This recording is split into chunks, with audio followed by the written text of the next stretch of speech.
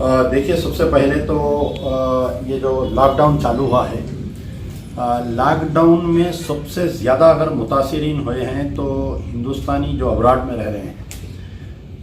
एक तो बाहर भी लॉकडाउन था।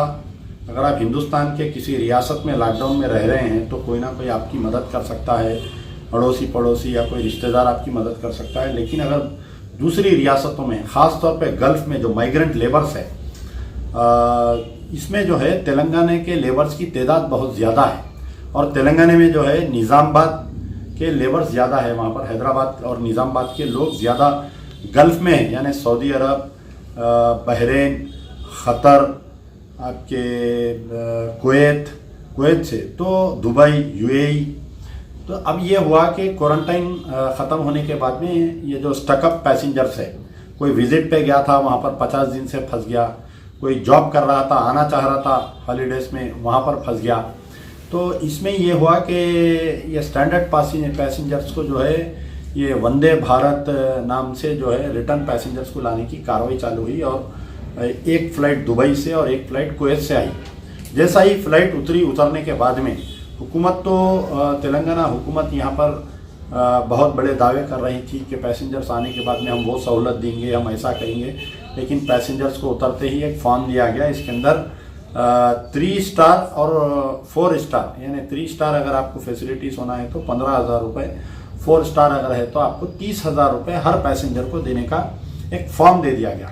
अब आप बतलाइए, उन्हें वहाँ 50 दिन से बग़ैर नौकरी के फंसा हुआ और फिर दुगने दाम में टिकट खरीद के वो बेचारा परेशान वहाँ पर आ रहा। कोई जो है तफरी करने के लिए, हनीमून मनाने के लिए तो नहीं गए ना गल्फ़ को, पेट की मजबूरी है, नौकरी करने के लिए गए। तो तेलंगाना गवर्नमेंट जो है इनको लेके जाके ऐसे फालतू होटल्स, यानी इसमें भी एक साजिश हुई है। जबकि तेलंगाना हैदराबाद में कई अच्छे होटल है, वो जो मिलते हैं आपको डेली 1500, 1800, 2000 में डेली मिलते हैं। लेकिन ये लोग एक पैकेज बात करके 15,000 रुपये और 30,000 रुपये पैकेज रख के इन लोगों को लेकर आके दिए। तो उसमें यह है कि 99.9% जो पैसेंजर्स रिटर्न आए पूरे मुस्लिम्स हैं। तो इनको जो है शहर का खाना नहीं दिया जा रहा है, सुबह एक टाइम खाना दिया जा रहा है, शाम में एक टाइम खाना दिया जा रहा है। ना तो कोई इफ्तार का इंतज़ाम है, ना शहर का है। और कोई बाहर से अगर खैर हजरात लोग हैं, ऐसे जो पैसेंजर्स जिनको वापस लाए, जो क्वारंटाइन कर रहे हैं, वो लोग अगर होटल में हैं, कोई मदद करना चाह रहा तो उनको मदद भी नहीं करने दे रहे। पुलिस वाले अंदर नहीं जाने दे रहे, नहीं वो खाना हम नहीं दे सकते। कल हमारे कुछ दोस्त जो है मशीराबाद वाले काचीगुड़े पे जो होटल, काचीगुड़ा रेलवे स्टेशन के सामने होटल में कुछ फ्रूट्स लेकर गए थे, मिल्क फ्रूट वगैरह लेकर गए थे। मासूम बच्चे हैं, प्रेग्नेंट लेडीज़ है, diabetic, sugar patient, BP patient, आपके थायराइड पेशेंट्स, हार्ट पेशेंट, कई लोग हैं इसके अंदर। तो इनको आप आते 15,000 रुपये दिए, बोलते उसके क्या जेब में 15,000 रुपये रहते, बोलिए आप। अब वो लोगों को लेके जाके क्वारंटाइन कर दिया। वो लोग अपने रिश्तेदारों को फ़ोन करके पैसे मंगा रही, 30,000 रुपये दिए बोल रही। तो मैं जब मालूम किया तो दूसरे रियासतों में भी कुछ ऐसे चार्जेस ले रही। क्या तो दिल्ली में कोई चार्जेस नहीं ले रही, आपके केरला गवर्नमेंट की तरफ से कोई चार्जेस नहीं ले रही, आंध्र प्रदेश गवर्नमेंट से भी कोई चार्जेस नहीं है। न्यू बॉर्न बेबी है आंध्र प्रदेश की गवर्नमेंट, तो वहाँ पर स्टेट वहाँ पर। तो ये तेलंगाना वाले क्यों ऐसा कर रहे हैं केसीआर साहब? अब आप देखिए, तेलंगाना में ऐसा वाकया हो रहा तो कोई एमएलए, एमपी, मिनिस्टर कोई इसमें ज़बान खोलने के लिए राज़ी नहीं है। 2 दिन से ये पैसेंजर्स के साथ एक मजाक हो रहा है, उनको खाना टाइम पे नहीं दिया, ऐसा गलीज पूरा कीड़े मक्खियाँ लगे हुए खाना वैसा लग रहा। दूसरी जानिब एक अहम पॉइंट ये है कि जितने भी लोग आए हैं, फर्स्ट फ्लाइट, ये जो भी फ्लाइट आए कुवैत और दुबई के, 99.9% मुस्लिम्स हैं। तो मुस्लिम क़यादत भी नहीं, हर छोटे मोटे बात पे ट्वीट करने वाले हमारे असदुद्दीन ओवैसी इस मौजू पर क्यों खामोश है, समझ में नहीं आ रहा मेरे को। मजलिस की क़यादत क्यों खामोश है? वो 40 जमातें जो टीआरएस को इलेक्शन में तायद करी थी, वो जमातें क्यों खामोश है, मुझे समझ में नहीं आ रहा है।